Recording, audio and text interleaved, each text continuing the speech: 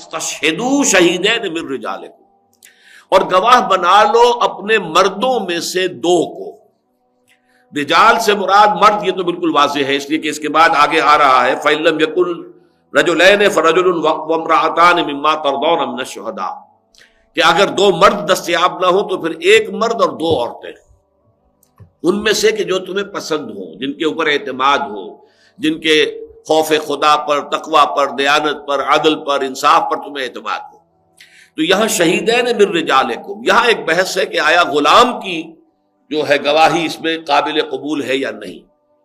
تو اس میں اگرچہ بہت سے فقہا کہتے ہیں کہ چونکہ صرف رجل کا لفظ آیا ہے، مرد ہو چاہے وہ غلام ہو اور چاہے وہ آزاد حر ہو،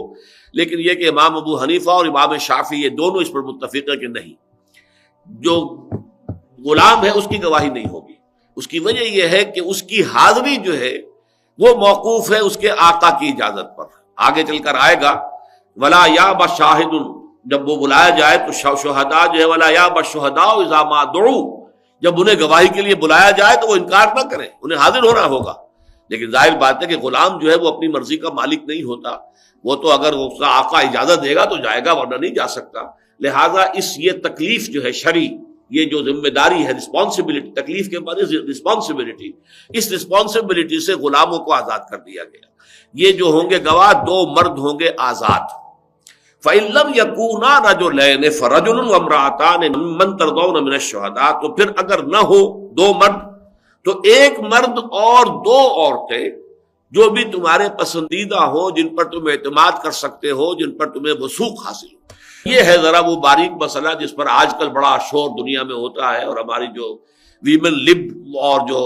فیمنزم کی موومنٹس ہیں ان کی طرف سے بہت شور مچایا جاتا ہے کہ یہ کیا ہے، ایک عورت جو ہے اس کی گواہی جو ہے وہ آدھی ہو گئی،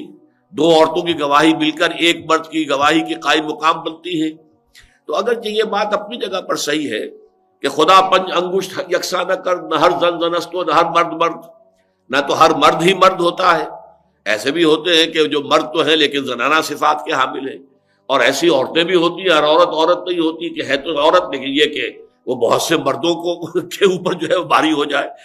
پہلوان عورت ہو، ہر طرح کے جو ہے آپ کو ایکسیپشنز مل جائیں گی۔ ابھی جو کچھ اولمپکس کے اندر ہو رہا ہے، کیسی کیسی پہلوان عورتیں وہاں پہ آپ کی بھی نظر پڑی ہوگی۔ تو اس حوالے سے نہ ہر زن زنست ہو، نہ ہر مرد مرد، خدا پنج انگوش یکساں نہ کر۔ لیکن ایک بات یہ کہ اپنی جگہ پر جو سٹیٹسٹکس ہیں اس کے حوالے سے فزیولوجی نے، اناٹومی نے اول تو یہ ثابت کیا ہے کہ اپنے جسمانی ساخت کے اعتبار سے مرد اور عورت برابر نہیں ہے۔ عام طور پر عورت کا سائز مرد سے چھوٹا ہے، دماغ کا وزن ایوریج عورت کے دماغ کا مرد کے دماغ سے کم ہے، مختلف اعتبارات سے۔ اور پھر یہ کہ ہمیں معلوم ہے کہ عورت میں اصل حسن اس کی نزاکت ہے، مرد میں اس کا حسن اس کی جو ہے قوت ہے۔ مرد کے لیے ہمارے ایک پروفیسر اناٹومی کے ہوتے تھے، وہ یہ کہا کرتے تھے کہ مرد کو، یعنی مثالی مرد کے لیے اگر لفظ آئے گا دیو قامت انسان، یہ گویا کہ ایک بہت زبردست انسان مرد جو ہے، اور عورت کے لیے پری، وہ تو نازک ہو، نرم و نازک ہو، تو ظاہر بات ہے کہ وہ عورت کا حسن ہے اس کے اندر۔ اس حوالے سے یہ برابری کا جو بھی دنیا میں دعویٰ کیا جاتا ہے، اگرچہ اسلام نے برابری دی ہے ایک تو اس اعتبار سے کہ as human beings they are equal, کوئی اونچ نیچ نہیں ہے، کوئی انفیریئر نہیں، کوئی سپیریئر نہیں، ان کی شرافت جو ہے، شرف انسانیت میں برابر کی شریک ہے، احترام انسانیت میں برابر کی شریک ہے۔ بعض اعتبار سے اونچ نیچ کی ہے تو اس میں بھی کمپنسیشنز ہیں، قانونی اعتبار سے باپ کے حقوق زیادہ کر دیے گئے، سیپریشن ہو جائے گی تو اولاد اصل میں تو باپ کی ہوگی اور باپ ہی کی طرف منسوب ہوگی، ابن فلاں ہی رہے گا، وہ ابن ماں کی طرف تو کبھی اس کا جو ہے وہ حوالہ نہیں دیا جائے گا۔ لیکن یہ ہے کہ خدمت کے معاملے میں ماں کو 3 درجے مقدم کر دیا، اور جنت کو بتایا کہ وہ ماؤں کے قدموں کے تلے ہے۔ اس حوالے سے اس کے اندر جو ہے ریسیپروکل جو ہے کمپنسیشن رکھی گئی ہے شریعت کے نظام میں۔ لیکن اس خاص معاملے میں جو گواہی کا معاملہ ہے، اس میں جو میری ایک سوچ ہے وہ یہ ہے در حقیقت کہ اللہ تعالیٰ نے مردوں اور عورتوں کو جو بنایا ہے تو اس میں جو نیچرل نظام رکھا ہے وہ یہ ہے کہ عورت کو ہمیشہ نمبر 2 کا رول پلے کرنا ہوگا۔ الرجال قوامون علی النساء، ظاہر بات ہے کہ ہر مرد کی بھی ضرورت ہے کہ اس کی شادی ہو، ہر عورت کی بھی ضرورت ہے کہ اس کی شادی ہو، مرد بھی نامکمل ہے اور عورت بھی نامکمل ہے بغیر شادی کے۔ دونوں کا ازدواج ہوتا ہے تو اس سے آگے نسل چلتی ہے، دونوں کے اپنے فطری تقاضوں کی تکمیل ہوتی ہے۔ اس حوالے سے لیکن دونوں مل کر جب ایک خاندان بنائیں گے تو یہ ایک ادارے کی شکل میں ہے، اور ادارے میں ظاہر بات ہے کہ دو سربراہ ادارے کے نہیں ہو سکتے کہ جن کے اختیارات بالکل مساوی ہوں۔ وہ تو پھر ادارہ جو ہے اس کی جو فاتحہ پہلے ہی پڑھ لیجئے، جس میں کہ دو جو ہے سربراہ بالکل برابر کے اختیارات والے ہوں۔ اسی کو قرآن مجید بطور دلیل توحید کے لیے لایا ہے کہ اگر اس کائنات میں اللہ کے سوا کوئی اور بھی الہ ہوتے لفسدتا، تو فساد رونما ہو چکا ہوتا۔ یہ نظم جو ہے جو یہاں پر قائم ہے اور جس طریقے سے کائنات چل رہی ہے، اب دو خدا ہے اور دونوں کی اپنی اپنی مرضی ہے، کوئی اس طرح چلانا چاہتا ہے کوئی اس طرح چلانا چاہتا ہے، تو دنگا فساد جو ہے وہ ہوگا۔ لہذا خاندان کے ادارے میں سربراہ کی حیثیت مرد کو دی گئی، الرجال قوامون علی النساء۔ اب ظاہر بات ہے کہ جب عورت کو نمبر 2 کا رول پلے کرنا ہے، اور اس میں ہمیشہ ایسا ہوتا ہے کہ جو نمبر 2 پر ہوتا ہے اسے کچھ صدمے برداشت کرنے پڑتے ہیں، اسے یہ یقین ہے کہ میری رائے صحیح ہے، جو نمبر 1 ہے جو بات کہہ رہا ہے وہ غلط ہے۔ چاہے آپ ایک ادارے میں ہیں،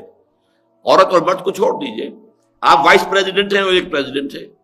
آپ کو یقین ہے کہ آپ جو رائے دے رہے ہیں وہ زیادہ صحیح ہے اس فرم کے لیے یا اس انجمن کے لیے یا اس ایسوسی ایشن کے لیے، اور جو صدر بات کہہ رہا ہے پریزیڈنٹ کہہ رہا ہے وہ غلط ہے، لیکن آپ کو ماننی پڑے گی صدر کی بات۔